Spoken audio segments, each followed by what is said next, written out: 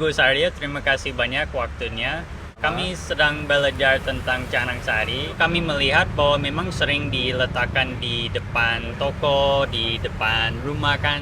Jadi kadang-kadang tanpa kita sadar dan tidak sengaja, mungkin kita bisa menginjak si canang atau melandasi pakai motor.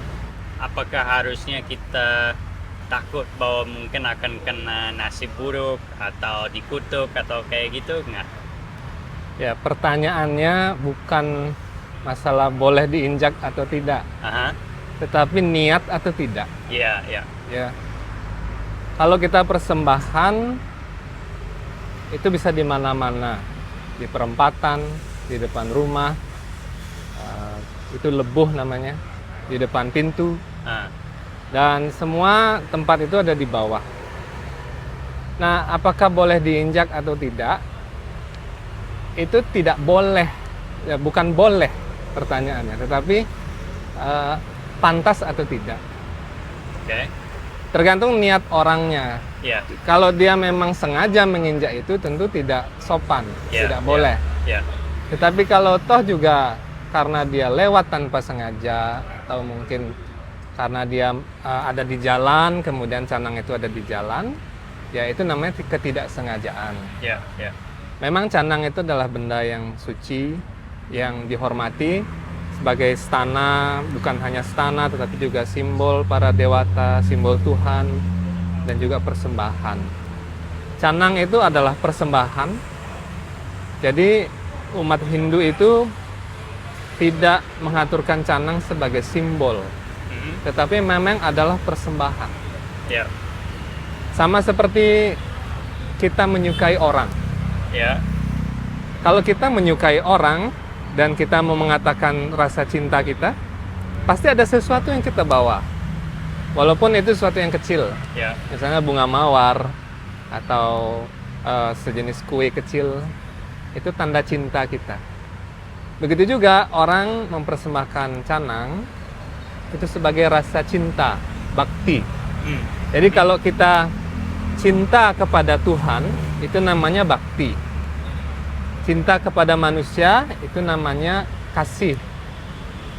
Cinta kepada makhluk hidup yang lain, pohon, tumbuhan, binatang, itu namanya welas asih. Oke. Ya. Kalau di Inggrisnya kan compassion. Ya. Nah, dan canang itu adalah wujud dari bakti seseorang kepada Tuhan. Kalau dia persembahan misalnya, biasanya kalau canang ada segahan namanya. Itu adalah untuk entitas-entitas yang berbeda, yang juga ada di alam ini, yang juga berkontribusi pada keseimbangan alam. Itu juga kita hormati. Kita mewujudkan welas asih kepada mereka. Karena mereka juga perlu sustenance atau daya hidup dari apa yang kita persembahkan. Jadi canang itu adalah sebuah rasa, ungkapan rasa bakti kita, sekaligus juga rasa welas asih kita. Jadi makanya dia terbuat dari bunga-bunga yang indah, terbuat dari hal yang harum. Nah, kalau misalnya ada orang yang tidak sengaja menginjak itu, namanya dia sudah dipersembahkan, itu sebenarnya tidak masalah sepanjang dia tidak melakukannya secara sengaja. Oke. Ya. Oke. Jadi kita bisa santai sedikit mungkin. Ya, bisa.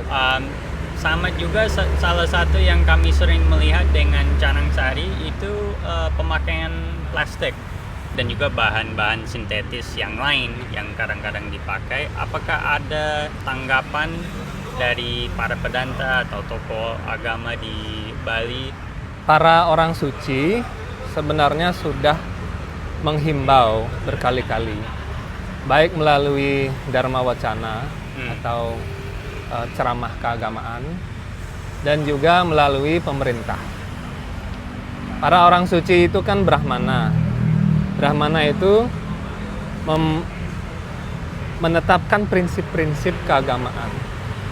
Yang menjalankan itu adalah yang ada di lapangan, yaitu masyarakat. Mulai dari pemerintah ke bawah. Itu eksekutornya. Jadi para Brahmana ini atau orang suci ini Mereka adalah pengantar persembahan yang menghubungkan antara manusia dan alam non manusia. Nah, jadi sebenarnya yang melakukan itu lebih banyak adalah yang di masyarakat seharusnya.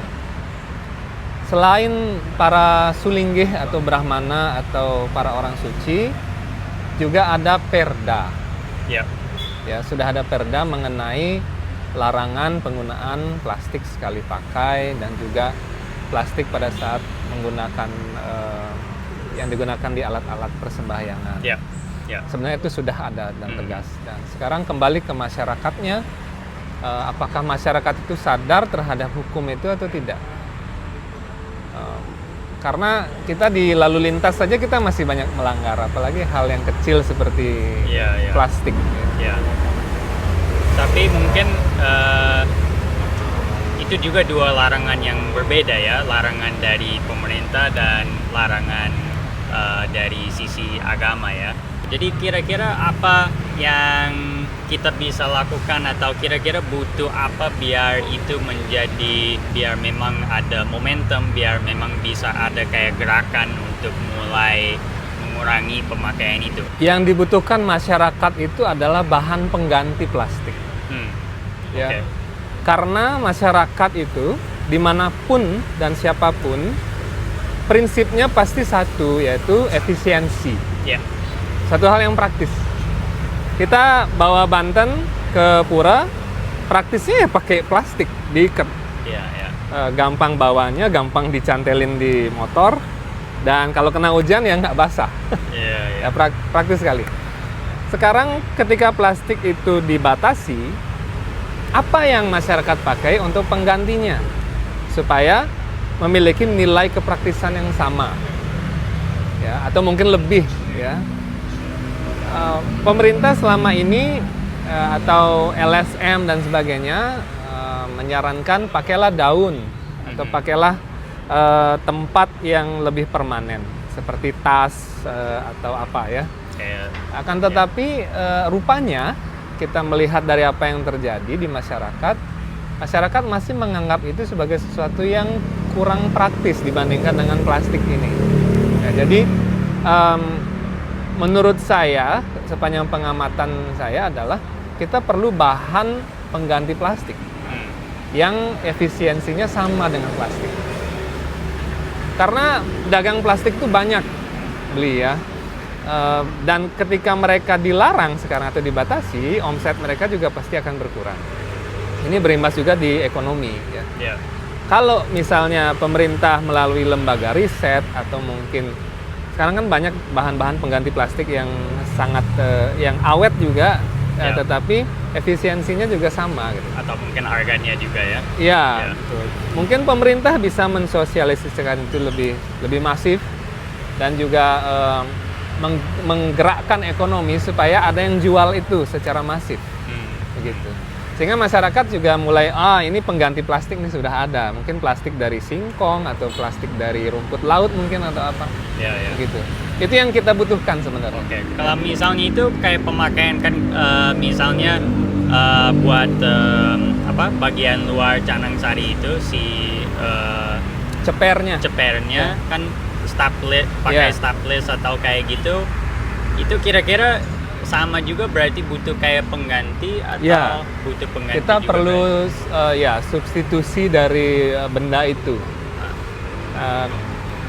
Ada beberapa jenis staples yang memang tidak menggunakan logam, tetapi itu lebih cocok ke kertas. Kalau kita pakai di janur, itu janurnya robek ya. Mungkin kita perlu inovasi yang lebih mantap untuk itu ya. Dan itu mungkin menarik juga kan, berarti ini teknologi sebenarnya juga ya. Jadi kita jarang melihat bahwa sebenarnya teknologi juga bisa punya manfaat di sisi agama ya sebenarnya. Tapi mungkin di dunia sekarang, di zaman ini ya memang teknologi sebenarnya kita harus melihat kesempatan di semua sisi kehidupannya. menarik. Oke. Please, sampai sekarang yang kami belajar tentang Canang Sari juga itu memang lebih ke hal yang basic. Oke, ada bunga 5 warna, ada beberapa bahan, tapi mungkin belum mendalam sekali memang tentang simbologi dan makna untuk semua itu. Boleh nggak beli cerita sesuatu tentang Canang Sari yang mungkin sampai sekarang kami belum terlalu masuk banget di situ, sesuatu yang mungkin tidak terlalu banyak orang tahu tentang Canang Sari? Canang Sari itu adalah persembahan atau Banten yang paling sederhana, yang paling inti, yang paling esensial. Aha. Banten sebesar apapun dia, Banten yang paling besar itu biasanya bebangkit namanya. Oke. Ya, kalau di Bali itu, kalau sudah orang punya upacara ada bebangkit, itu gede sekali Banten. Kalau tidak ada canang, nol. Iya. Ya, karena canang itu adalah persembahan yang paling inti. Nah, canang itu adalah persembahan, itu adalah simbol, dua-duanya. Ya, persembahan sebagai tanda bakti kepada Tuhan, tentu kita mempersembahkan yang terbaik. Itu konsepnya. Sebagai simbol, dia adalah simbol dari Patram, Puspam, Palam, Toyam. Patram itu daun, Puspam itu bunga, Palam itu buah, Toyam itu air. 4 hal ini adalah 4 hal yang paling inti yang Tuhan minta untuk dipersembahkan. Sehingga beliau mengatakan, persembahkanlah kepadaku dengan bakti atau dengan cinta, maka aku akan menerimanya. Demikian sabda beliau. Nah, dari landasan ini, canang itu menjadi suatu persembahan yang inti. Karena di sana ada lengkap, patram ada daunnya, puspam ada bunganya, palam ada buahnya, biasanya dipakai buah pisang. Toyam biasanya ada air suci yang dipercikkan di canang itu. Jadi itu adalah persembahan yang inti, yang lengkap sesungguhnya.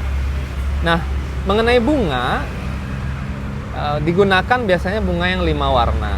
Karena di dalam kepercayaan dari Hindu, bukan hanya di Bali ya, setiap warna itu memiliki makna sendiri. Di timur ada putih, di barat ada kuning, di selatan merah, dan di utara hitam. Dan di tengah itu ada campurannya, itu namanya pancawarna. Dan masing-masing warna itu mempunyai dewatanya masing-masing, energinya masing-masing. Dan kelima warna itulah yang dicampur di dalam canang ini. Bunga apa saja yang dipakai, bunganya bebas sesungguhnya. Kalau sekarang yang populer ya, kan bunga pacar sama bunga gumitir. Itu hanya karena dia populer sekarang. Tapi di masa lalu ada banyak bunga lain yang dipakai yang lebih harum sebenarnya. Misalnya bunga menuh atau kemenuh, bunga gadung. Bunga gadung itu warnanya kuning dan sangat harum. Kemudian bunga soka. Bunga soka atau bunga asoka. Bunga yang blissful, yang bahagia artinya. Kemudian yang dipakai itu adalah bunga-bunga hutan. Ya. Yang berbagai warna. Misalnya yang bunga yang hitam, karena tidak ada bunga hitam, dipakailah bunga biru. Ya, sebagai penggantinya, atau bunga ungu, biasanya dipakai bunga teleng. Itu juga bisa dipakai untuk canang. Begitu. Sepanjang bunga itu berbau harum. Itu sebenarnya syaratnya. Yang tepat adalah bunga itu berbau harum secara alami. Ya. Yang kedua, tidak menggunakan pengharum buatan. Kalau misalnya orang ingin mempersembahkan canang dengan pengharum buatan, yang dipakai adalah cendana. Namanya burat wangi. Jadi cendana itu dihaluskan jadi pasta, kemudian ditaruh di atas canang itu. Hanya itu yang sesungguhnya ada di dalam sastra burat wangi. Tapi sekarang burat wangi juga dicampur dengan serutan kayu biasa, karena faktor-faktor ekonomi dan sebagainya. Tapi burat wangi yang asli itu adalah dari cendana yang asli. Itu juga bisa ditambahkan di canang. Nah, sekarang karena berbagai faktor dan juga ketersediaan bunga-bunga itu, yang dipakai adalah kebanyakan bunga pacar dan bunga gumitir begitu. Tapi sebenarnya bunga apapun bisa, asalkan dia harum. Dan tidak boleh bunga yang tumbuh di kuburan, itu tidak boleh dipersembahkan. Bunga yang tumbuh di kuburan, bunga yang diambil dengan cara yang tidak benar, seperti mencuri atau ngambil punya tetangga tanpa bilang-bilang, itu nggak boleh. Bunga karena udah berdampak sama niat. Betul, niatnya yang tidak bagus. Ya, terkontaminasi bunga itu. Bunga yang kotor atau sudah jatuh ke tanah itu tidak boleh dipakai untuk canang. Dan bunga yang kalau kita mau yang lebih ketat sekali, bunga yang disentuh oleh orang yang cuntake. Ya, cuntake itu orang dalam masa tidak suci. Misalnya ada kematian, atau dia haid atau menstruasi, itu tidak boleh dia menyentuh bahan-bahan upacara itu. Ya, itu akan menyebabkan itu terkontaminasi. Ya, demikian beberapa aturan yang pokok tentang canang sari. Mungkin kita keluar sedikit dari dunia canang sari. Apakah ada hal lain mungkin yang Bli bisa cerita juga masih tentang kepercayaan orang Hindu Bali atau orang Bali secara umum? Ada nggak hal yang memang suka sedikit mungkin disalah pahami oleh orang-orang luar atau orang lain? Oh ya, banyak. Salah satu yang mungkin menarik atau yang penting. Yang penting-penting ya. Yang sering dilihat orang ada beberapa. Yang pertama, orang Bali itu nyembah pohon katanya. Pohon-pohonnya diselimutin pakai kain. Kalau saya katakan secara jujur, memang orang Bali itu memang menyembah pohon. Karena orang Bali itu beragama secara nyata. Pohon, apa manfaatnya pohon? Dia memberikan kita oksigen, dia menyediakan air, dia memberikan kita keteduhan. Bukankah kita harus menghormati dia? Secara logika. Oke, saya punya pohon besar, dia memberikan saya oksigen yang banyak dan ketersediaan air. Saya hormati dia dengan menyelimuti dia supaya dia tidak diganggu orang. Dan itu di sisi logisnya ya. Di sisi metafisik mungkin karena pohon itu memancarkan energi, maka di sana ada dewatanya. Ada paramatma namanya, ada roh yang utama di situ. Ada Tuhan di sana. Jadi Tuhan itu ada di dalam hati setiap makhluk hidup. Dalam hati saya, dalam hatinya Bli, itu ada Tuhan yang sama.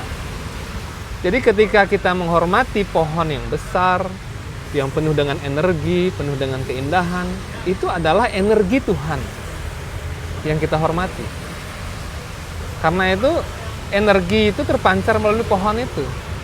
Dan dengan mengingat pohon yang hebat itu, yang memberikan kita perlindungan itu, kita mengingat Tuhan. Ya, jadi sebenarnya konsepnya begitu. Yang kedua, orang Bali itu katanya menyembah patung. Ya, menyembah patung. Tuhannya jadi patung katanya. Sering begitu. Sesungguhnya, ya Tuhannya orang Bali memang menjadi patung. Mengapa demikian? Karena Tuhannya hebat. Tuhan kan maha hebat, maha kuasa, maha segala-galanya, sakti. Masa jadi patung nggak bisa? Ya kan? Terus katanya Tuhan jadi patung, terus kita persembahkan di situ. Bagi sebagian orang itu tidak masuk akal. Tetapi orang Bali itu berpikir sederhana. Orang Hindu di Bali itu berpikir sederhana. Tuhan saya kan hebat. Beliau menjadi patung dan beliau makan bisa dengan matanya, bisa dengan telinganya, dengar doa kita, beliau langsung makan. Bisa langsung dengan mulutnya. Karena beliau menjadi patung, ya beliau diam. Kalau beliau bergerak, bukan patung namanya. Iya kan? Jadi Tuhan itu maha kuasa. Beliau bisa jadi apa saja sesuai dengan aspirasi atau inspirasi dari manusia yang menyembahnya dengan ketulusan hati. Nah, karena itulah orang Hindu di Bali dan juga dimanapun di seluruh dunia itu sebenarnya pikirannya sederhana. Oh, Tuhan saya hebat ya, beliau bisa jadi apa saja. Ada di dalam pohon, ada di dalam pelinggih itu, bisa jadi patung pratima namanya kalau di Bali. Dan beliau bisa juga makan dengan cara apapun, begitu. Oke. Ya. Ya memang sesuatu yang mungkin berbeda aja ya dibanding agama-agama lain. Yeah. Memang ada kepercayaan dan juga aturan dan kebiasaan juga yang sedikit berbeda yang bagaimana kita bisa menunjukkan hebatnya atau bangganya kita atau kami terhadap agama dan Tuhan. Dan mungkin yang terakhir untuk saat ini, bagaimana beli melihat saat ini dan mungkin untuk masa depan juga keterlibatan anak muda dalam hal budaya, dalam hal agama. Anak muda Bali sekarang, kalau saya lihat dan juga berdasarkan berbagai penelitian juga dan juga pengamatan sosial begitu, ada di persimpangan anak muda Bali sekarang. Oke. Dia harus memilih antara mempertahankan apa yang sudah diwariskan dan dia harus bekerja untuk mengejar pertumbuhan ekonomi atau gejolak ekonomi yang semakin menjadi-jadi. Ada dua hal yang tampak berseberangan. Ya. Sekarang tergantung pemudanya ya sebenarnya. Kalau dia memilih untuk melestarikan apa yang sudah diwariskan, sebenarnya masih bisa sambil dia melakukan tugasnya dalam bidang ya mungkin mencari nafkah atau apa. Karena apa yang diwariskan sejak zaman dahulu itu sebenarnya ada tingkatannya. Ada kaniste, ada madhyama, ada utama. Tinggal dia memilih yang mana. Tingkatan upacara misalnya. Kalau dia tidak bisa yang besar, dia bisa melakukan yang madhya. Kalau dia tidak bisa yang madhya, dia biasa melakukan yang kanista. Walaupun namanya kanista atau nista, itu bukan berarti tidak diterima atau bukan berarti rendah. Tapi itu hal yang sederhana. Tapi hatinya kan masih tetap. Yang terpenting adalah ketulusan hati. Dan yang penting adalah apa yang dipersembahkan itu ada. Canangnya masih ada, misalnya makanannya atau kue-kue buah-buahannya masih ada.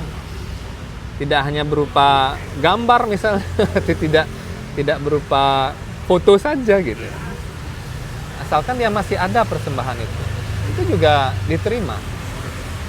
Nah, yang sebenarnya dibutuhkan oleh pemuda Bali saat ini adalah pemahaman yang lebih kuat mengenai apa sih yang sebenarnya saya lakukan. Ketika saya melestarikan apa yang sudah diwariskan ini, apa tujuannya? Tujuan yang lebih mulia daripada itu. Tidak hanya untuk supaya Bali ini masih dikenal oleh wisatawan, tidak hanya itu, tetapi nilai yang jauh lebih dalam daripada itu. Bahwa inilah jati diri saya sebagai orang Bali. Inilah ciri khas saya sebagai orang Bali. Identitasnya. Saya harus melestarikan ini. Karena saya adalah orang Bali begitu. Nah, itu perlu pemahaman yang dan penguatan yang lebih intensif sebenarnya. misalnya dari otoritas-otoritas yang sudah ada seperti para orang suci atau mungkin media-media yang sudah terpercaya begitu. Dan saya kira karena ada di persimpangan ini, anak-anak muda sekarang kadang-kadang goyah begitu. Ketika saya melestarikan ini, saya harus meninggalkan banyak waktu untuk nafkah saya misalnya. Nah, disinilah pentingnya kerjasama antara masyarakat dan juga para otoritas agama, orang suci, para brahmana, para sulingge, dan juga otoritas lain seperti otoritas negara atau otoritas administrasi pemerintahan, agar bisa sinergis dan agar pemuda Bali ini tidak lepas begitu saja gitu. Ya, harus diberikan pemahaman. Seperti kemarin ada banyak tradisi yang dilakukan di berbagai daerah. Kebetulan saya juga peneliti folklore, jadi masyarakat di sana juga mengharapkan sekali kalangan akademik supaya mereka itu meneliti kembali warisan kebudayaan ini dan bisa menjelaskannya kepada anak-anak muda. Ya. Saya punya tradisi ini sejak ratusan tahun yang lalu, tapi saya tidak bisa menjelaskan ini pada anak-anak saya. Saya perlu bantuan akademisi nih, orang-orang yang cendekiawan, yang bisa meneliti ini dan bisa menjelaskan kepada anak-anak muda kami dengan bahasa yang lebih lugas dan lebih saintifik mungkin, ya. Itu yang perlu dilakukan sekarang. Karena di satu tempat saja yang saya teliti kemarin, itu ada puluhan folklore dan puluhan upacara keagamaan tradisi yang berbeda-beda satu desa dengan desa lain. Dan itu menjadi sumber kekayaan intelektual yang besar untuk kita bisa untuk kita bisa teliti bersama dan dokumentasikan bersama dan jelaskan bersama kepada anak-anak muda ini. Ini loh identitasnya seperti ini dan kamu sedang melakukan ini karena kamu begini. Ini identitasmu dan tujuannya adalah begini. Oke. Ya, supaya anak muda jadi kuat. Ya. Dari yang Bli katakan tadi, mungkin dua tantangan besar itu, satu bagaimana menyatukan itu simpangan itu untuk melestari itu tradisi atau untuk mencari nafkah dan pekerjaan dan itu jadi sama juga bagaimana untuk sedikit melihat kembali pemahaman tentang ritual dan hal-hal cerita folklore dan seperti itu, dan juga mungkin untuk mencari penjelasan juga yang memang cocok untuk anak muda saat ini ya. Dan anak muda sekarang mesti diajarkan supaya dia melihat dirinya sendiri, kemampuan dirinya sendiri dalam melakukan suatu korban suci atau yatnya itu.